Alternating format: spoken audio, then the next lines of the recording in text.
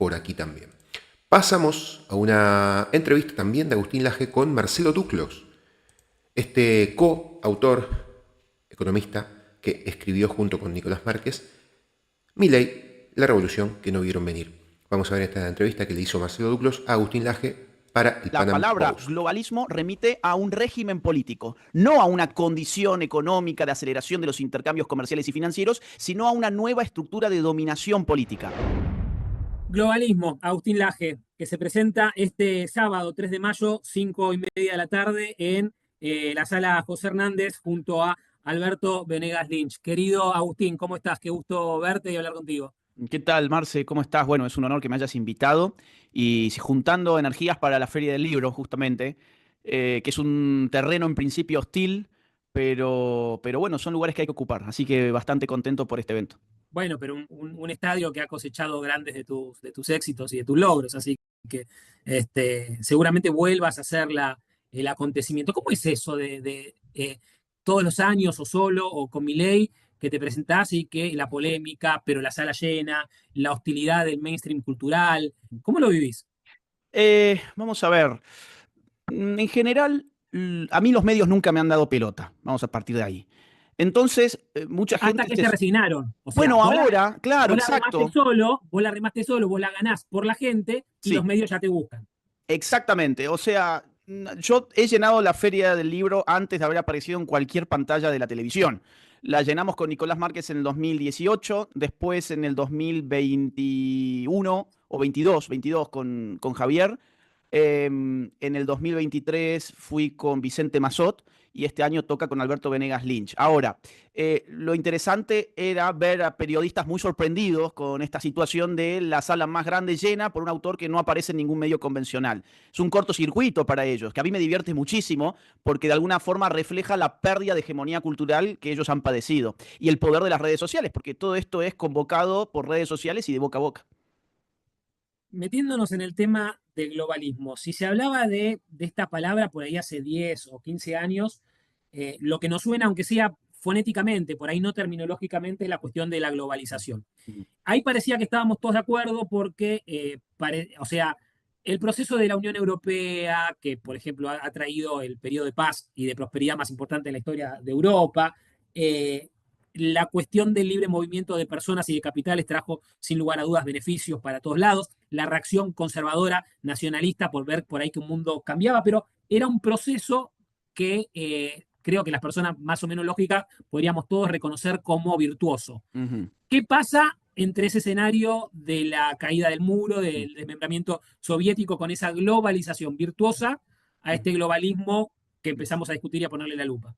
Mira, yo lo separaría en términos de su propio concepto. Globalización es un término económico. De hecho, nace en la década de 1980 en facultades de ciencias económicas de Estados Unidos, sobre todo, que necesitan una palabra para indicar la aceleración de los intercambios comerciales y financieros a escala planetaria que estaban siendo posibilitados cada vez más por las nuevas tecnologías digitales que irrumpen hacia fines del siglo XX. Lo que llamamos globalización en su cuna es un proceso económico, es un concepto económico. Lo que llamamos globalismo es mucho más reciente, de hecho la palabra es mucho más nueva, la palabra debe tener aproximadamente una década, la palabra empieza a popularizarse sobre todo en círculos trampistas en Estados Unidos, empiezan a hablar de la reacción antiglobalista que significa MAGA, y en este sentido la palabra globalismo remite a un régimen político, no a una condición económica de aceleración de los intercambios comerciales y financieros, sino a una nueva estructura de dominación política. ¿En qué consiste esa estructura? Consiste en la acumulación de poder político por parte de organismos de poder que no son estados-nación.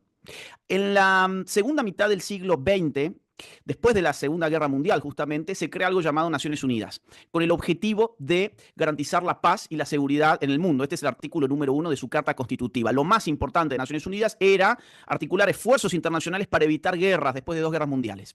Ahora bien, con el correr del tiempo, Naciones Unidas empieza a gigantar su aparato de dominio. Empieza a hacerse cargo de temas económicos, industriales, de temas de agricultura, de temas climáticos, de temas sexuales. Por ejemplo, ONU Mujeres es el organismo sexual de Naciones Unidas. Temas vinculados a demografía, el Fondo de Población de Naciones Unidas es su Ministerio de Demografía Internacional. Temas de salud, la OMS, temas de cultura, UNESCO. Y para cuando te diste cuenta, tenés una mega estructura que funciona como un leviatán que replica, imita a los ministerios de los estados más elefantiásicos del mundo, pero a una escala internacional, o sea, más potente todavía.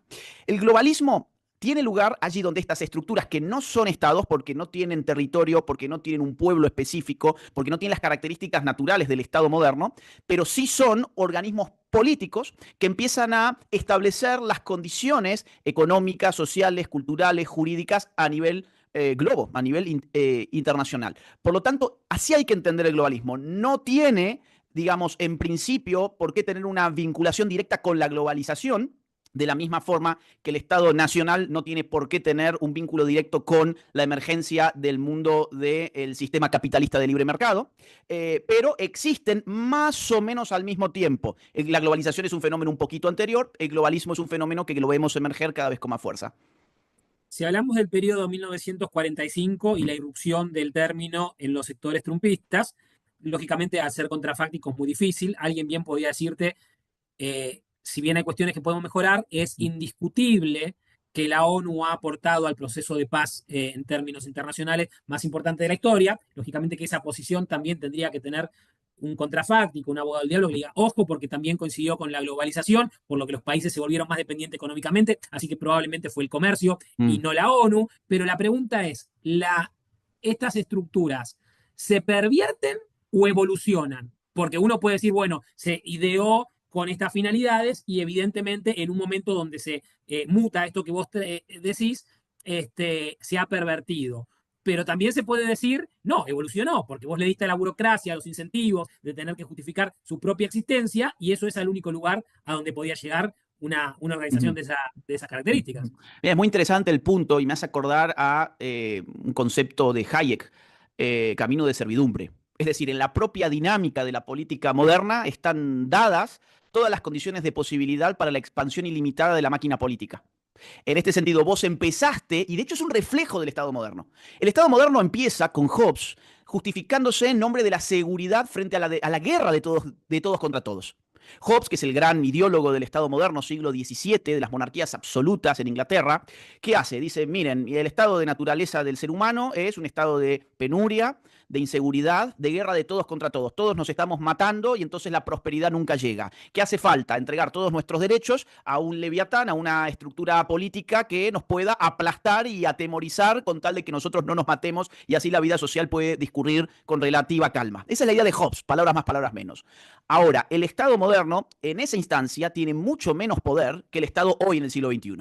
Tiene menos burocracia, tiene menos leyes, tiene menos impuestos, tiene menos dispositivos de seguridad en todos los sentidos, en el sentido de la seguridad jurídica, pero también de la vigilancia, del registro, de la identificación del ciudadano. Entonces la máquina política crece y Naciones Unidas empieza como el Leviatán de Hobbes. Empieza porque, ¿qué te dice? Ya no los individuos, sino los estados están en guerra todos contra todos. Es la misma lógica hobbesiana. Por lo tanto, necesitamos una autoridad supraestatal, algo que se ponga por encima del Estado para dominar todo aquello que genera el conflicto. Y al dominarlo, bueno, quizás empezamos a legitimarnos para empezar a dominar otros aspectos de la vida de las naciones. Y ahí empieza a multiplicarse la máquina. Ahí empieza a reclamar cada vez más poder, con un desenlace fatal, que es que termina descuidando el propósito legítimo con el que nació. Yo no soy anarcocapitalista, entonces yo creo que realmente hace falta un Estado mínimo, soy un minarquista en todo caso, hace falta un Estado mínimo para ejercer funciones de policía, funciones de defensa, funciones de jurisdicción. En este sentido, Naciones Unidas, a mi juicio, nace con un buen propósito, que es el que acabo de mencionar, pero después se desvía. Y después empieza a crecer indefectiblemente y tenés un monstruo. Un monstruo que todavía no es todo lo eficiente que pueda ser. Te pongo un ejemplo. El Estado moderno tiene sistema impositivo. Naciones Unidas no tiene un sistema autónomo impositivo. Pero, por ejemplo, el Pacto del Futuro 2045, que es la remodelación de la Agenda 2030 de cara al año 2045 y no ya al 2030, contempla la necesidad de tener una entidad impositiva que grave a, te dicen, las grandes corporaciones. El problema es que vos sabés bien, Marcelo, empezás con la gran corporación y después terminás con el ciudadano común y corriente. Es la historia del Estado hecha a nivel internacional, Naciones Unidas. Es el camino de, digamos así, es el camino de la fatal arrogancia por un lado y por otro lado el camino de servidumbre.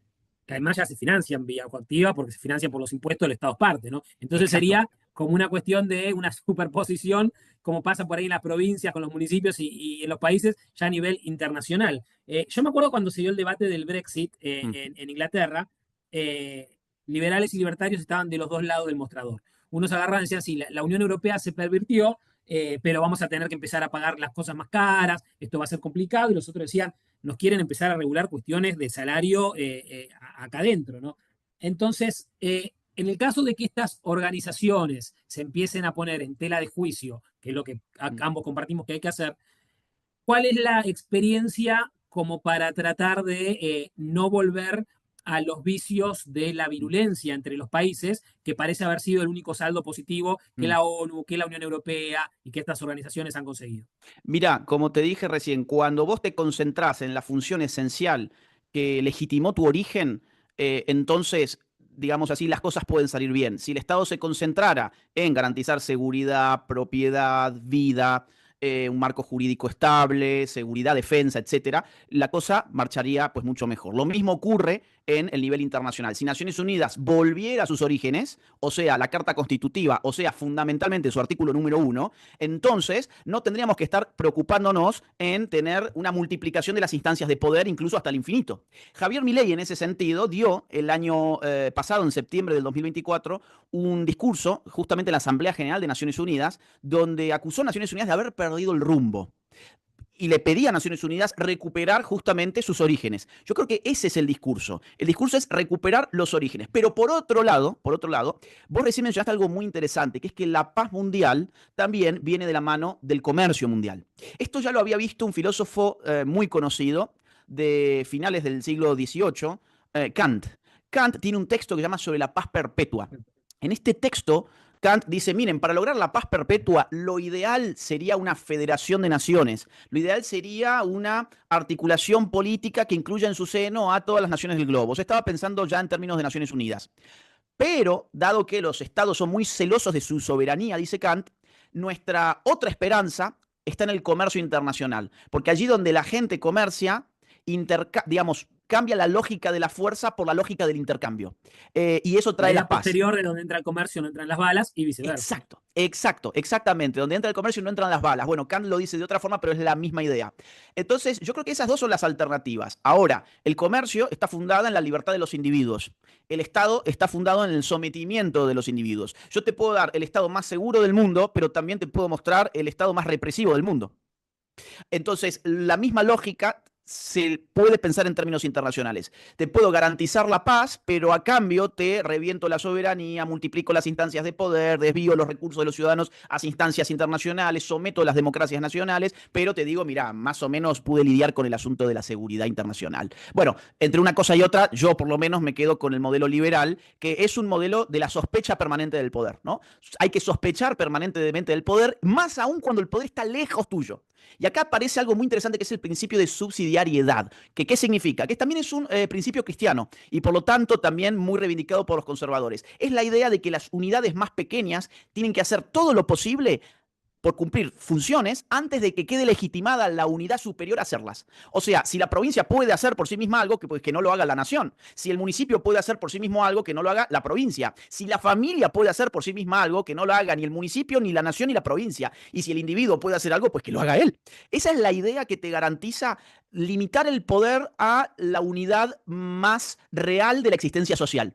Si vos agregás el componente internacional, ya lo cagaste de una manera impresionante, porque es que nadie conoce quiénes son los tipos que están en esos organismos. No hay No, manera de conocerlos. además de la cuestión de la eficiencia está el check and balance, porque al intendente le puedes ir a golpear la puerta. Eso Al es. gobernador es más difícil, al presidente es imposible, y bueno, ni hablar con una instancia superior, ¿no? Exacto, por eso cuanto más lejos tenés el poder, menos lo podés controlar y el poder se empieza a desquiciar cada vez más. Y el poder queda alienado respecto de las necesidades reales de la gente. Vos fíjate en qué anda Naciones Unidas, te pongo un ejemplo.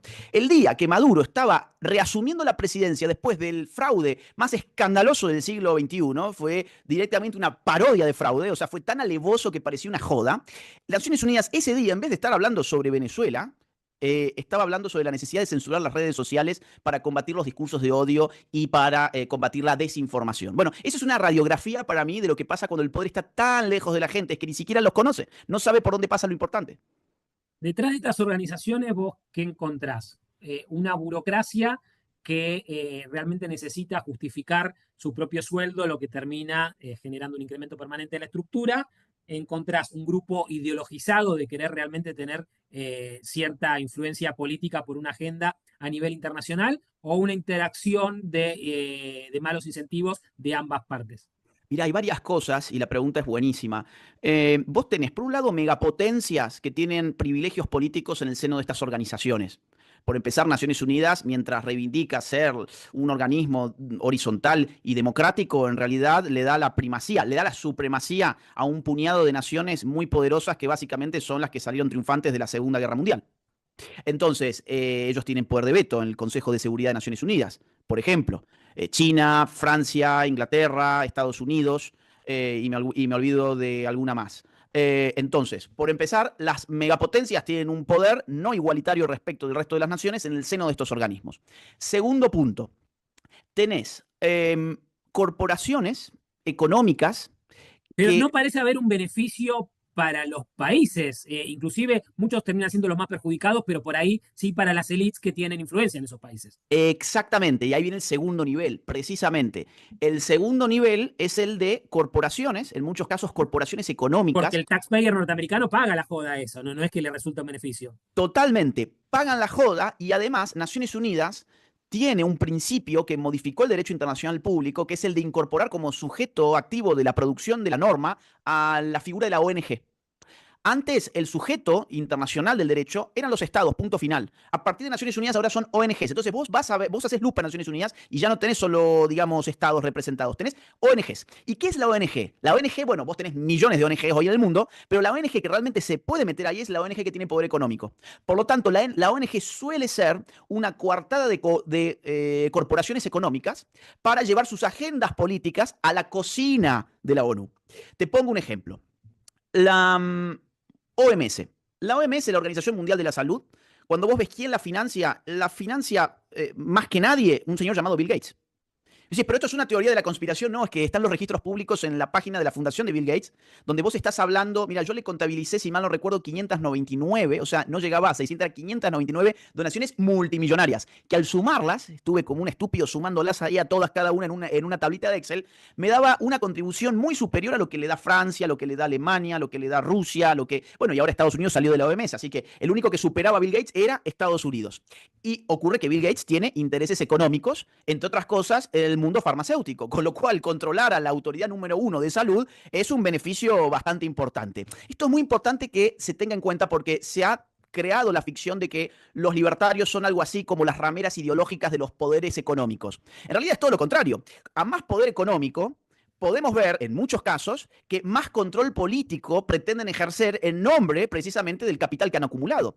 La OMS es solo un ejemplo que podemos dar y ha tenido un impacto en nuestras vidas tremendo durante la pandemia. Otra gran corporación es el Foro Económico Mundial, donde Javier Milei ha ido 2 veces y ha hecho críticas muy sustanciosas. El Foro Económico Mundial, vos tenés a corporaciones por doquier que se juntan una vez por año con los políticos y establecen agendas. Y establecen agendas y hacen lobby y además están muy metidos en el mundo de las agencias especializadas de Naciones Unidas. Entonces, el segundo nivel, ¿cuál es? Es el de la corporación económica que puede crear una ONG para infiltrar su poder económico dentro del poder político internacional. En tercer lugar, y vamos bajando ya, tenés a los grupos militantes. Los grupos militantes, sobre todo de izquierdas y de grupos progresistas, se han dado cuenta hace ya algún tiempo que si bien en general no ganan las elecciones, sobre todo los más radicalizados, en general no ganan las elecciones, pero pueden todavía cubrir puestos de poder si apuntan a la burocracia internacional que no es selectiva.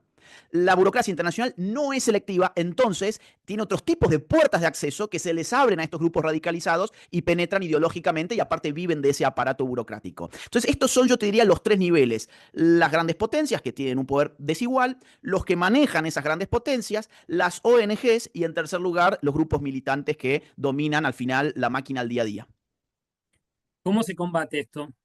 Sí. Porque la cuestión parece que se describe un gigante. O sea, a la hora de la discusión, a ver, pasan las cosas que vos dijiste. Lleno la feria del libro, no salgo en la tele, pero cuando vos estás hablando, estás haciendo la descripción como de un monstruo que a uno se le pone la piel de gallina solamente imaginarse la estructura y el dinero que hay detrás. Sí, efectivamente a ver, es una mega estructura política. Asusta pensar hasta dónde puede llegar incluso. te pongo un ejemplo. Pues, trato de buscar ejemplos que estén vinculados con el día a día de la gente, porque si no habría ejemplos por todos lados. Pero, por ejemplo, a fines del año pasado la OMS juntó a las naciones para firmar un tratado sobre las pandemias, donde ya quería condicionar a futuro, para una próxima pandemia, a los estados nacionales a conceder soberanía, a ceder, mejor dicho, soberanía a los organismos internacionales para poder con mayor flexibilidad imponer las políticas mundiales para preservar la salud en la próxima pandemia. Bueno, esta locura, la gente no se entera de esto, no está en la televisión, el periodismo político no lo discute, es algo que pasa subterráneamente, pero ahí está, o sea, para quien lo investiga llega. El problema es que nadie investiga estas cosas. Entonces, sí, es un monstruo político, es un monstruo invisible para el 99% de la gente, pero es un monstruo que hay que combatirlo. ¿Cómo se lo combate? Bueno, se lo combate desde el Estado Nacional. Es decir, el Estado Nacional todavía tiene el poder de firma. O sea, vos necesitás, para aplicar una política de la ONU, tener a un embajador nacional que va y firma eso. Si vos tenés un gobierno que es consciente de este peligro, pues no van a firmar y ya está, le generaste un problema. Eso es lo que pasó con el ejemplo Javier Milei. ¿Qué hizo Milei? Te sacó de Agenda 2030, que si querés después podemos entrar por ahí porque eso es espeluznante directamente, y te hizo que Argentina no ingresara en el pacto del futuro, que es la Agenda 2045. Bueno, ahí ya está. Digamos, no hace falta pegar un tiro, no hace falta generar una revolución popular. Lo que hace falta es usar los mecanismos democráticos para elegir bien a alguien que se salga de este tipo de organismos que cada vez crecen y crecen más. Luego tenés el otro ejemplo en Donald Trump. ¿Qué hizo Donald Trump? Dijo, bueno, yo me voy a salir de la OMS. Y generó a su vez un efecto contagio, porque a continuación Javier Milei dijo lo mismo, me voy a salir de la OMS. Y de pronto muchas naciones empezaron a ver que su ciudadanía miraba con ojos distintos lo que había hecho la OMS durante la pandemia. Entonces, en resumen, ¿qué se puede hacer con esto? Votar bien y tratar de llevar las ideas de la libertad al Estado-Nación. ¿Qué rol le encontrás al bastión de las redes sociales con respecto a la cuestión de la presidencia de Milei? Porque eso que a su vez termina siendo el dique de contención para que este monstruo no se meta en Argentina. Pero estaba discutiendo yo el fin de semana en un programa de televisión y que mientras pasan un montón de cosas relevantes en el país, en su economía, estaban insistiendo en un tuit de Mariano Pérez. Yo le dije, se están disociando por completo de la opinión pública, pero el tema es que hasta las redes sociales, ellos tenían el monopolio de fijar agenda. Entonces ahora eso lo han perdido. ¿Cuánto sirve o qué tan necesario es cuidar este último bastión para terminar generando esos diques de contención de presidentes que decidan no someterse a estas cuestiones? Mira, a mí me hace acordar ver a los políticos y en su relación con el periodismo. Los políticos, no digo Milei, que no es político, sino los políticos del sistema en su relación actual con el periodismo. Y me viene la imagen de cómo se debe haber visto el político tratando de proteger al vendedor de velas en un mundo que ya conocía la bombilla de luz. La bombilla de luz. Es decir, con redes sociales, con celulares, el periodismo no es que perdió su función, es que cambió la tecnología que estaba en la base del oficio del periodista y entonces todos los ciudadanos de una u otra forma empiezan a cubrir esa función. Tanto así que cada vez más los medios de comunicación están en función de lo que pasa en las redes sociales, cuando hasta hace poco las redes sociales estaban en función de lo que pasaba en el mundo de la TV o de los diarios o de la radio. Por eso yo así entiendo este episodio que lo vi, donde te muestran un tuit de Mariano Pérez que en principio no parecía tener gran relevancia, pero es que esta gente ya está tan metida en las redes sociales. Alguien Porque que no ese es funcionario siquiera estamos hablando. Que no es, Alguien es, que ni un, siquiera es un funcionario. gran amigo que tiene un canal de YouTube y que hace un gran laburo de batalla cultural en su canal de YouTube, pero todo concentrado en el tuit de Mariano Pérez. Es como vos decís, están disociados de la realidad. Están disociados de la realidad, pero ¿por qué? Porque hoy la lógica del medio de comunicación tradicional es ir a pescar al mundo de las redes sociales, porque ahí está la noticia, ya no está en el mundo real. El tema es que si la noticia está en la red social y la red social está producida por el ciudadano común y corriente, significa que entonces la materia prima del periodismo está en las redes sociales. Y en todo caso fagocita las redes sociales el periodista tradicional. Se ha invertido por completo la lógica del periodismo y eso es muy bueno. ¿Por qué? Porque significa más libertad. Hasta hace poco el periodismo fue concebido como el cuarto poder de una república. Es un título un poco pretencioso que ellos mismos se dieron porque no está establecido como cuarto poder en ninguna constitución del mundo. Ahora bien, es cierto que la libertad de prensa, y los liberales fueron los primeros que en el siglo XVIII se dieron cuenta, la libertad de prensa funciona para ampliar el espacio público y controlar al político, controlar al gobernante a través de algo llamado opinión pública, algo que no existía antes del siglo XVIII, antes de que esta idea haya tomado forma. Entonces, ¿Qué se puede hacer en redes sociales? Y en redes sociales se puede hacer todo. Y los que siguen el proyecto libertario tienen la obligación moral y política de ponerse a hacer crecer sus redes sociales, ponerse a militar en la red social, porque ahí está el futuro de la comunicación. A ver, ahí no está el futuro de la comunicación, ahí está el presente de la comunicación social. Y cuando vos advertís al mismo tiempo el miedo que tienen los políticos estatistas de las redes sociales, lo terminás de confirmar, lo terminás de confirmar. Mira, por ejemplo, en España, yo en este momento estoy en España. Pedro Sánchez dice que le molesta terriblemente que haya anonimato en las redes sociales y seudónimos en las redes sociales y que por eso hay que censurarlas. ¿Perdón? El anonimato ha existido siempre en el mundo de la comunicación social. Desde que el hombre puede escribir y puede rebelarse contra la autoridad establecida, los hombres tenían que ser anónimos o ponerse a seudónimos. Esto es tan viejo como la comunicación política misma. No hay nada de nuevo. Uno se pone un seudónimo o va de anónimo precisamente cuando no confía en la bondad del poder. O, por ejemplo, te dicen los políticos, tenemos que controlar porque las redes sociales difunden noticias falsas. Sí, es cierto que se difunden noticias falsas, pero también es cierto que nunca fue tan fácil como hoy desenmascarar una mentira.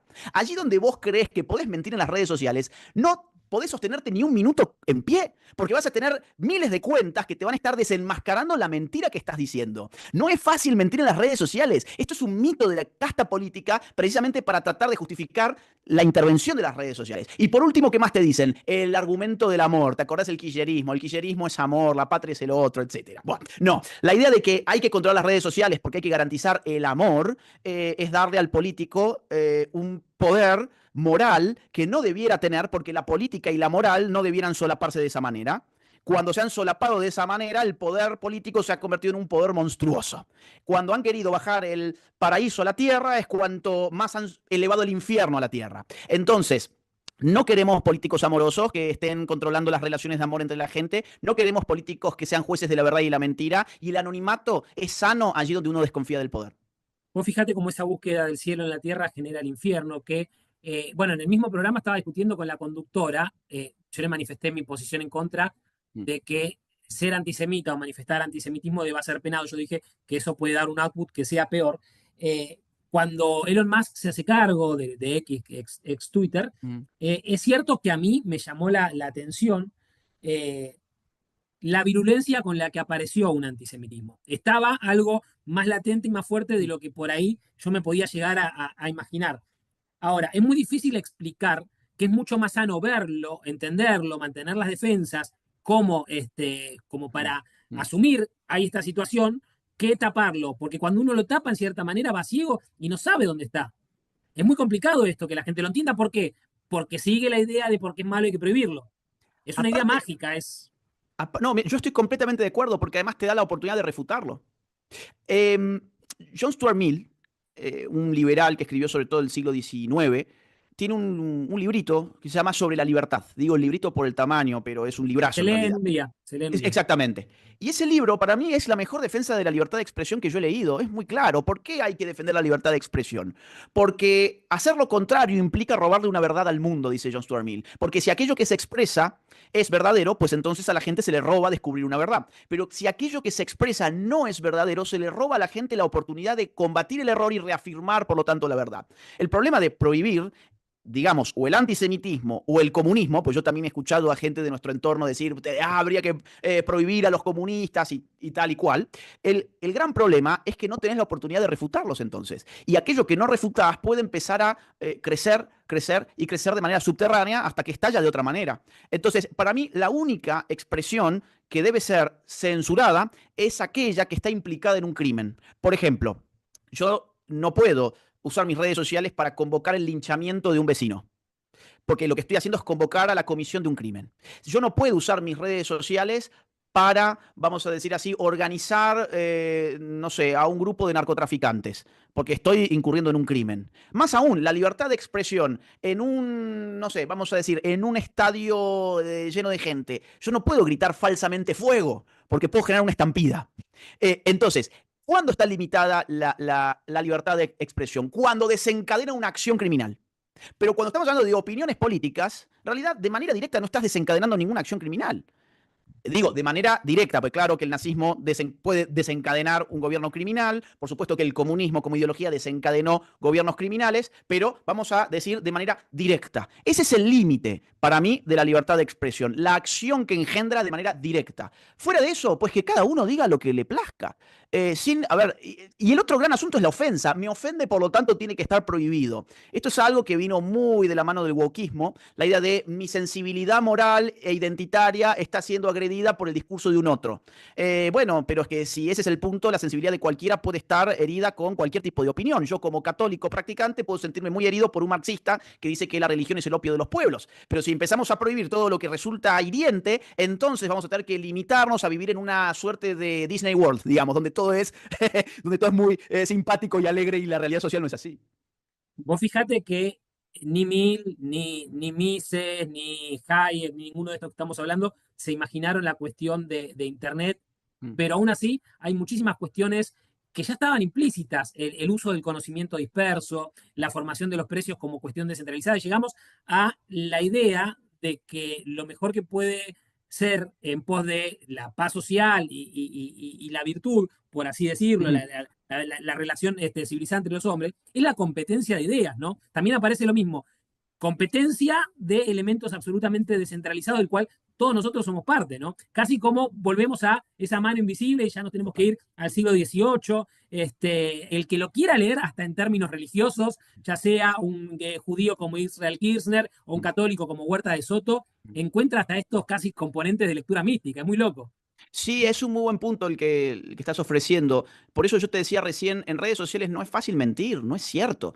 Ha sido mucho más fácil mentir antes de las redes sociales. Mira, te pongo, a ver, un ejemplo un poco doméstico, un poco sonso, pero para que se entienda el punto. ¿Cuándo ha sido más fácil engañar a tu pareja? ¿En el mundo de las redes sociales o en el mundo de no redes sociales? Bueno, vos me dirás, es más fácil engañar a mi pareja en el mundo de las redes sociales porque podés conocer un montón de otras mujeres por redes sociales. De acuerdo, pero también es mucho más fácil que tu mujer se entere que la has engañado. ¿Te das cuenta? Lo mismo pasa con el problema de la falsedad y la verdad. Es mucho más fácil mentir en una red social, desde luego. ¿Por qué? Porque ahora podés hablar públicamente sin ser el dueño de un canal de la televisión. Antes no podías, antes estabas sometido a escuchar el canal de la televisión propiedad de otra persona. Pero al mismo tiempo que es más fácil hablar y mentir en redes sociales, también es mucho más fácil que te descubran. Entonces, al final, ¿por qué te descubren? Porque tenés a millones de seres humanos, millones de conocimientos dispersos que se articulan allí para refutarte o, en todo caso, para deschavarte de que has engañado a tu mujer. En tiempo inmediato, Perfil había puesto que con el viaje de Milei y el equipo a Roma, Santiago Oría no iba a estar en el velatorio, y dijeron, porque desde el gobierno aseguraron, y era todo mentira, el tipo de la casa dice, yo no me fui a ningún lado, y es en tiempo real. Pero ¿por qué los periodistas y los medios es que atentan constantemente contra su credibilidad? Pues fíjate lo que pasó con Pagni con el debate de los candidatos a legislador porteño. Dijo, Adorni no va, y Adorni retuitea con signo de pregunta, y Adorni va. O sea, si uno lo trata de analizar desde la lógica, la única consecuencia que llega es que están atentando contra su propia credibilidad. ¿Son conscientes, no les importa, o están tan groguis que hacen estos manotazos de ahogado que son contraproducentes? Bien, yo me voy más por lo último. Me voy porque creo que están en un pantano y cuanto más agitan los brazos para salir, más se hunden. Ellos no entienden las reglas semánticas, discursivas, performativas de la red social. Ellos son animales de medios tradicionales, que incluyen productores, camarógrafos, sonidistas, iluminadores, maquilladores, un guión perfectamente establecido, cortes comerciales, todo cronometrado. Es otra lógica, es una lógica muy distinta, es un vocabulario distinto, es una puesta en escena totalmente distinta. Le viene el mundo de la red social y hay un pibe como Fran Fijap o como Mariano Pérez o como los amigos de la misa que empiezan a tener una influencia monstruosa y estos tipos dicen, ¿qué carajo es esto? No lo puedo comprender y como no lo comprendo lo ataco. Porque si vos ves la influencia que tiene esta gente en el mundo de las redes sociales, en realidad es muy baja. Es muy Vos baja en también el mundo de entendés las la redes sociales. psicología de un Marcelo Longobardi que tuvo que entender de la noche a la mañana que Fran Fijap o que Agustín Laje sean más relevantes que él. O sea, vos entendés un tipo que era una eminencia, un pope de lo suyo, y apareces vos, y cuando habla con vos habla de un ensañamiento de vos, que es total, Y uno ve la cuestión y claro, o sea, ¿cómo puede ser que vos salgas con el micrófono, con una lámpara ahí atrás y no sé lo que tenés con presupuesto cero y te miran 150.000 veces más que él? O sea, ¿entendés Sí. la cabeza del tipo? No, no es fácil esto. De hecho, Marcelo Longobardi es un buen ejemplo. Él quiso incursionar en YouTube y lamentablemente para él no lo veía nadie, no era un producto atractivo, pero por lo que te digo, está mal montado porque son otras lógicas de la comunicación. Entonces yo creo que están ahogándose en un pantano, están desesperados por salir y otra vez, como no entienden tampoco el potencial veritativo que tienen las redes sociales, para ellos las redes sociales equivale a mentira. No, tiene un potencial veritativo impresionante en tiempo real, como bien marcaste recién, que ellos creen que todavía pueden mentir como lo hacían hace 10 años y después esa mentira pues correrá y para cuando se pueda desmentir ya no tiene mucho efecto la desmentida. Entonces siguen mintiendo como siempre lo hicieron y no contemplan la posibilidad de que en el mismo segundo en que mienten le aparece alguien en red social deschavándolos. Pero te digo, no entienden la red social. En 2003, cuando se jugaba la entrada al balotaje que estaba entre Menem, Kirchner y López Murphy, en el partido de López Murphy no sabían cómo reaccionar porque decían, por ejemplo, que en tal dependencia se iban a echar cierta cantidad de empleados públicos y era más de lo que era la población de ese lugar. ¿Viste? Era toda una locura que no lo supieron contestar y en la última semana el candidato queda fuera del balotaje. No sé si fue en la elección del 2005, un candidato de la coalición cívica, no recuerdo el nombre, Mm. era el tipo más presentable que tenía Carrió, que falleció, que le alimentaron cuentas en Suiza. No sé si recordás el nombre. No, sigue el caso, pero Este, no me acuerdo el nombre. un veterano, un Sí. tipo bastante presentable. Mm. Y el día antes de la veda, salieron a decir que el tipo tenía no sé cuántas cuentas en Suiza, qué sé yo. No hubo forma de contrarrestarlo y el lunes después de las elecciones se dieron cuenta que era todo mentira. Bueno, esa posibilidad de manipulación está completamente erradicada. Exactamente, pero justamente por el potencial veritativo que tienen las redes sociales, que es de lo que nunca se hace. Estamos pensando exactamente al revés. Pensamos que las redes sociales son la máquina de la mentira, cuando en realidad sí, podés mentir en redes sociales, pero es que no te va a durar mucho tiempo. No te va a durar mucho tiempo, te va a durar muy poco tiempo. Así que eso es lo que temen, por eso las quieren controlar y por eso también se apalancan, insisto, en organismos internacionales. Hace muy poco, hace pocos meses, el gobierno de Javier Milei me propuso como orador en OEA. La OEA es la Organización de los Estados Americanos, que puso en discusión la necesidad precisamente de limitar la libertad de expresión en redes sociales. Y imagínate a los burócratas de OEA diciendo que necesitábamos en nombre de la verdad limitar a los usuarios de redes sociales y establecer normativas políticas para ese fin. Bueno, yo intervine diciendo, oigan, la política desde que existe ha sido enemiga de la verdad.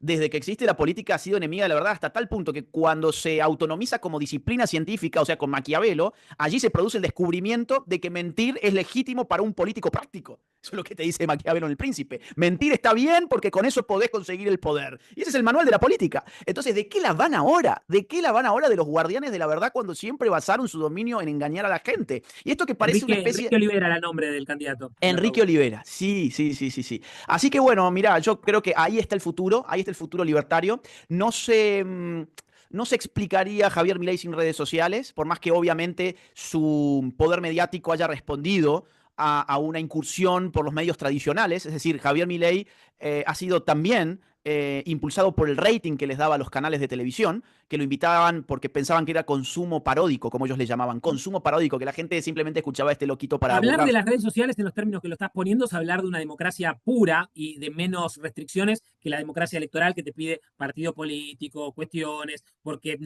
decimos redes sociales, pero si fuese una ecuación podríamos poner igual voluntad de las personas manifestándose libremente en tiempo real y podríamos hablar que estamos hablando de una democracia pura, ¿no? Mira, la red social tiene un polo democrático y un polo totalitario.